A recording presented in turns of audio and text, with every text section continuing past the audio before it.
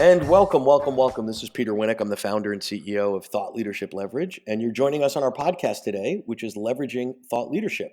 Today, my guest is Michael Zipursky. He is the CEO of Consulting Success and Coach to Consultants. He has advised organizations like the Financial Times, Dow Jones, RBC, Omron, Sumitomo, and helped Panasonic launch new products into global markets. More importantly, he's focused on helping consultants. So he's worked with over 300 consultants from around the world in 50 industries, helping them get to 6 and 7 figures. He's got 34,000 consultants that read his weekly newsletter and is the author of the Amazon bestseller, The Elite Consulting Mind. So here we go. Michael, tell us how to be a successful consultant. Anyway, welcome aboard. Great to be with you. Great to be with you. Yeah, that's a big question. I'm happy to explore as much of that or as little of that as you'd like. Let's start with you, right? So your expertise, there's a little bit of a meta thing going on here, right? Is helping consultants be successful, right? So there's lots and lots and lots of consultants out there. There's lots and lots of sort of sub disciplines, be they technical or marketing or whatever. And then there's lots of reasons that people go into consulting, voluntarily, involuntarily, etc. How did you come to? How did you decide that that is a market that A, needs some help, and B, that Michael should be the guy that gives them the help? And I should say Michael and your partner and your cousin. Yeah, so my cousin Sam and I run Consulting Success. We've built and sold and been together through a whole bunch of different businesses over the years. But I am where I am today because I've always been a consultant. Our first business together was just when I left high school, going into university. We started at that time it was a web development and design firm, which later kind of morphed into our second business, which was a brand and marketing consultancy. I went over to Japan, opened up a branch office for that company. That's where I had the opportunity to work with some very large Japanese organizations and then global organizations, consulting with them and really advising them on getting their products and services into English speaking countries. Okay. So I've been there and kind of done that in terms of learned a lot of lessons about what it takes to grow a successful consulting business. I've made plenty of what people call mistakes. I just call them learning experiences along the way, like, every single one that you could probably imagine and then Sure. some.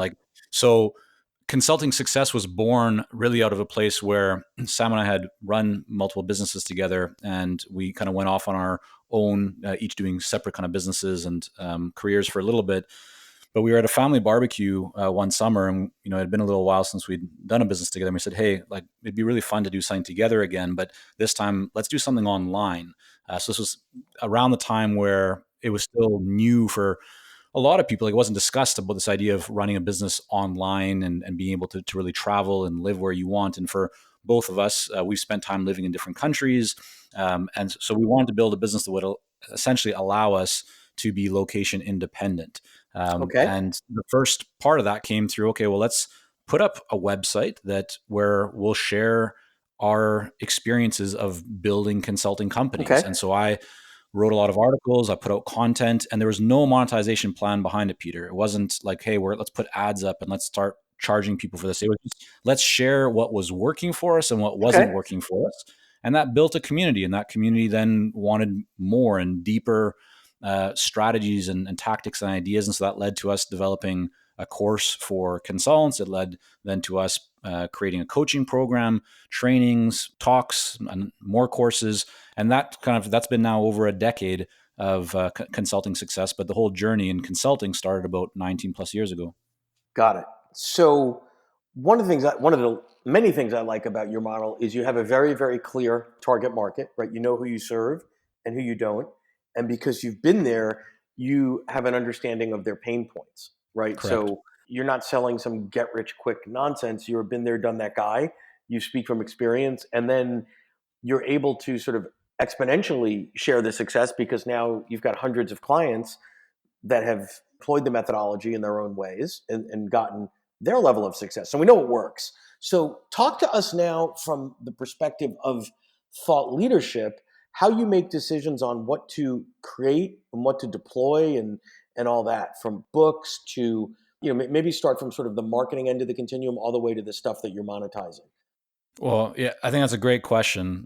The most important really idea for us or consideration is value. Like we've explored, and I think when you talk about thought leadership, there's a lot of different kind of avenues and paths and crevices that you can crawl down into. Sure. Some people start exploring like the benefits of SEO and crafting content that Google likes, and so there's lots of different places that you can go. But at the end of the day, if you're really focused on creating valuable content, and my definition of valuable content is content that your ideal clients are actually excited to consume, they gain value from it, it causes them to take action, maybe not that exact moment, but at some point to bring them closer to you. As long as you focus on that, then you're going to see a positive result. But with content, that positive result doesn't necessarily come right away. It can take time. But I think there's a lot of people who make decisions based on things that they hear, like trends in the marketplace or the latest algorithm change. Yeah. So let's talk about sort of, I call it chasing the algorithm, right? So developing really good and really thoughtful and really impactful content is not easy. And there's no sort of hack for that. There's better ways to do it than others, but there's no sort of, here's the easy way to do it. And there's an app that can do all that stuff for you, right? There are lots of folks, whether it's on the SEO side or the hashtag side or whatever, that are sort of chasing the wave of, well, I have a way to sort of crack the Amazon algorithm, or if you do this on Twitter and whatever. And sometimes you might get a spike from those things, but they're tactical.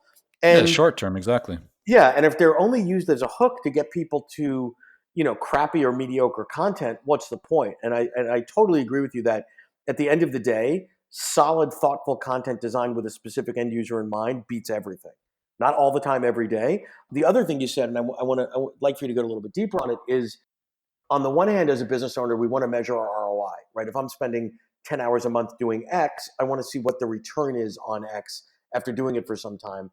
And you need to do that. You need to have the discipline to do that with thought leadership and content. But you can't do it down to the level of, well, and and the article I wrote 2 weeks ago, Tuesday, that was 320 words that took me 19 minutes, netted out to X, right? So speak to that a little bit. Yeah, well, I mean, pure content marketing from our organic perspective, you're right. It's hard to connect an ROI, directly to it, because you might just post it on your website and not see the benefit of that right away. Especially if you don't have a captive audience, right? If you have a list of 30,000 or 50,000 or 100,000 people, you can put up an article and see an impact from it right away because there's a call to action in that article and it drives leads or sales or whatever it might be. But if you don't have that yet, then it can certainly take some time before your content gets indexed in Google and people start seeing it. Yep. So I think that's an important just understanding for people to have, that if you're going to play the content game, which I think any authority and expert should definitely be thinking about, in one form or another, is that it does take time. There's ways to accelerate it though, right? You can take a really great piece of content and you can leverage either an existing platform, let's just say like LinkedIn or Facebook or wherever your ideal clients hang out, or an industry association or partnerships or alliances or whatever you have, or you can also do very targeted advertising to that piece of content as a way to test it out or as a way to see what kind of impact it has.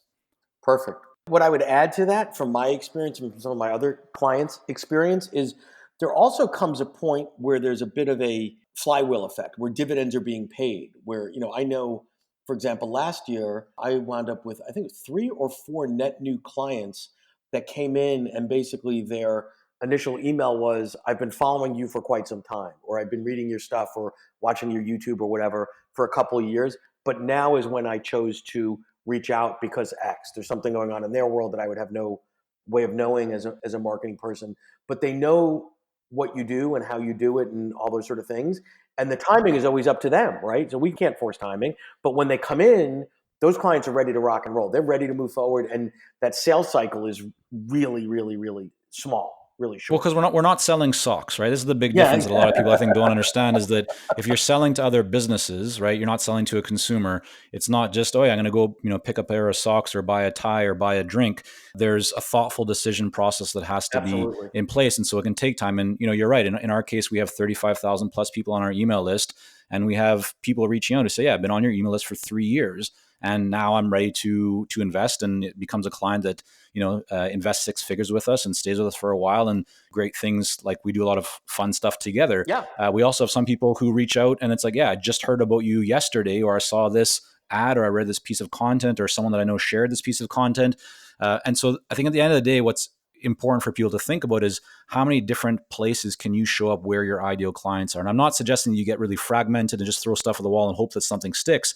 But in this day and age, especially if you're going after a savvy, decision maker or someone who has to actually think about the investment. They're not just buying on impulse because maybe it's a 10 or 50 or 500 or $5 million, decision investment that they're making.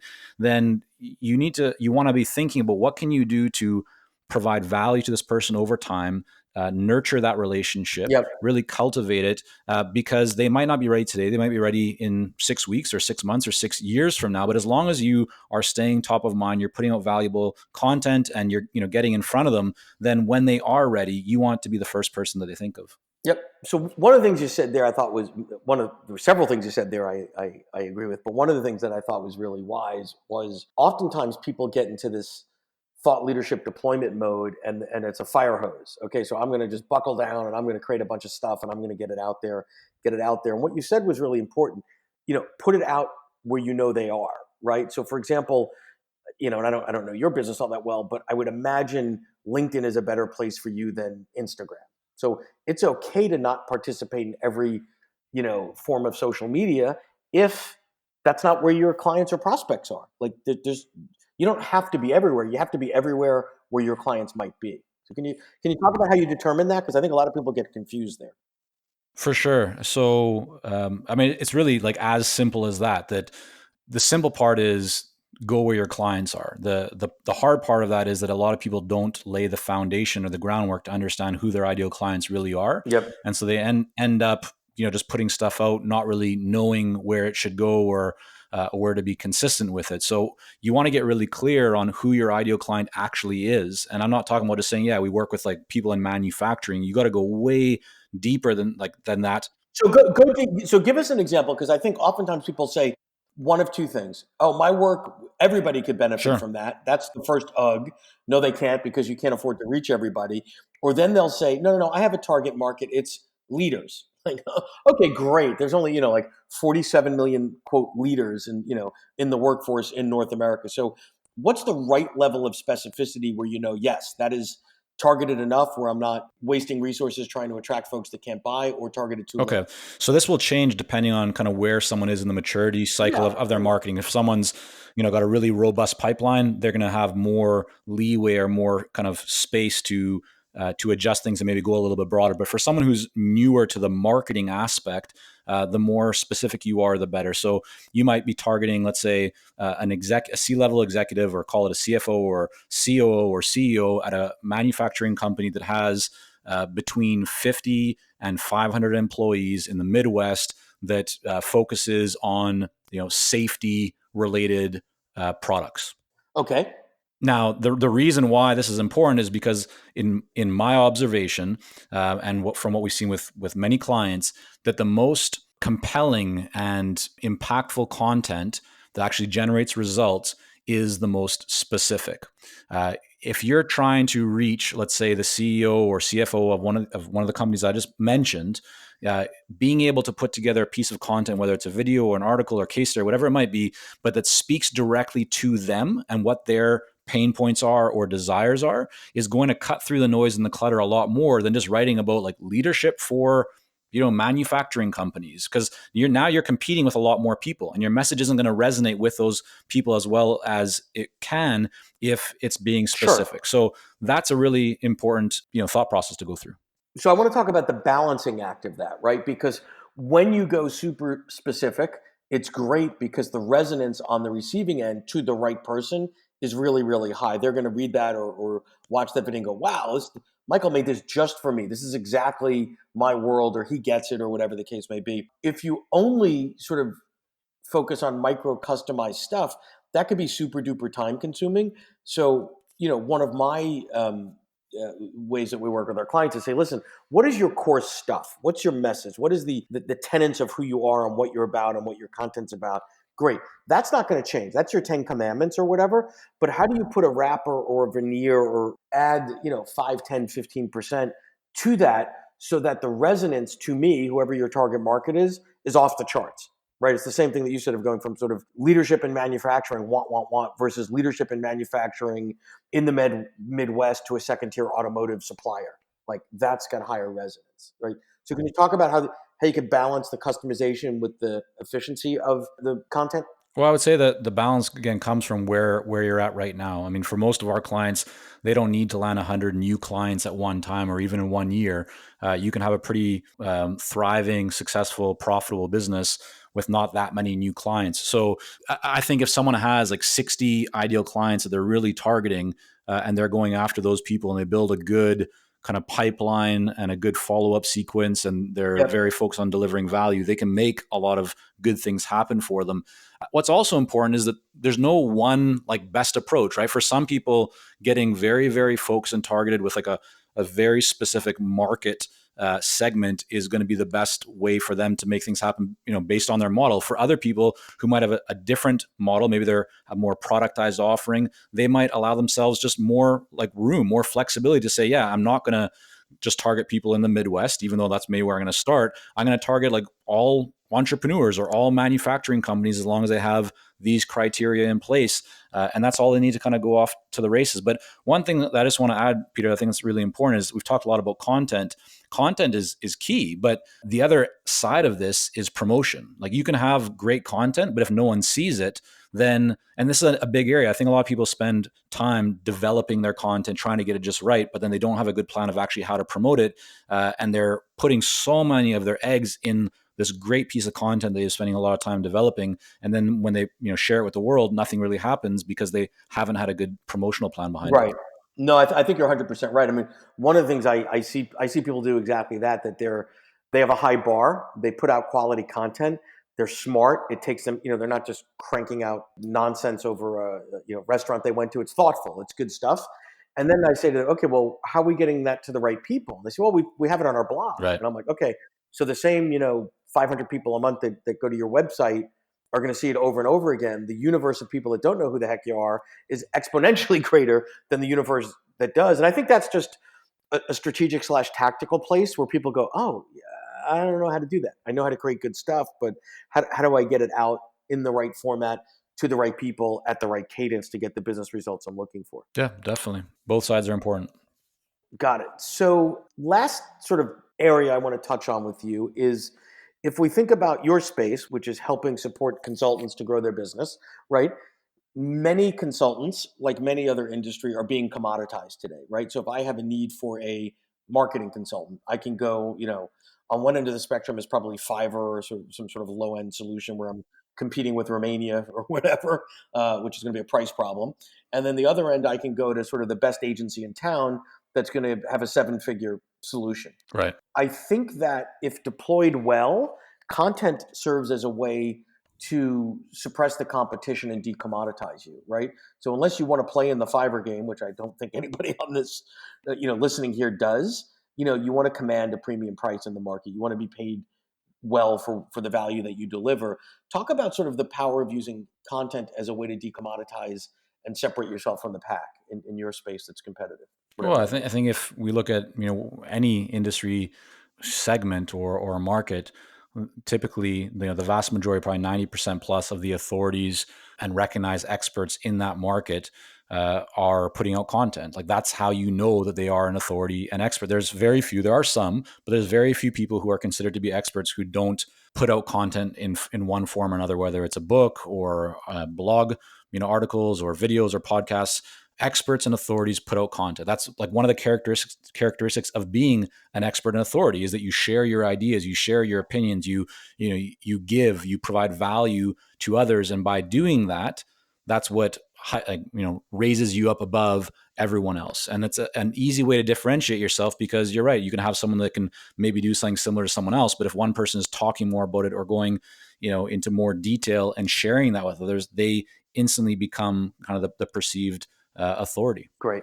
Well, this has been fantastic, Michael. You've shared a lot with us in terms of the ability to decommoditize yourself, the power of getting content out there in a consistent basis. I mean, I like how you tied it to the maturity cycle, but lots of interesting nuggets here that I think are relevant not just to consultancies and independent consultants, et cetera, but more broadly speaking to folks that are using or considering using content and thought leadership as a way to grow their business directly, meaning monetizing the content directly, or as a way to use it as a marketing tool. But I want to thank you for all that you shared today.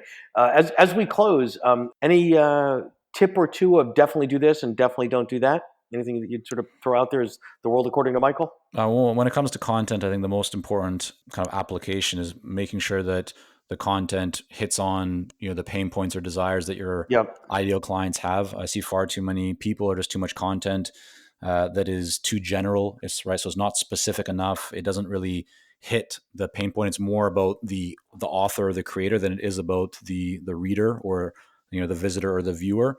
So always put yourself into that person's, your ideal client's shoes and ask what questions would they be asking? What do they care about? And then develop your content based on that. That typically does a pretty good job of separating you from others in the marketplace. Fantastic. Well, I appreciate your time and I appreciate all that you've shared with us. There's a lot that I hope everybody listening took away from that. And I want to thank you once again. Thanks, Michael. My pleasure. To learn more about Thought Leadership Leverage, please visit our website at thoughtleadershipleverage.com. To reach me directly, feel free to email me at peter@thoughtleadershipleverage.com. And please subscribe to Leveraging Thought Leadership on iTunes or your favorite podcast app to get your weekly episode automatically.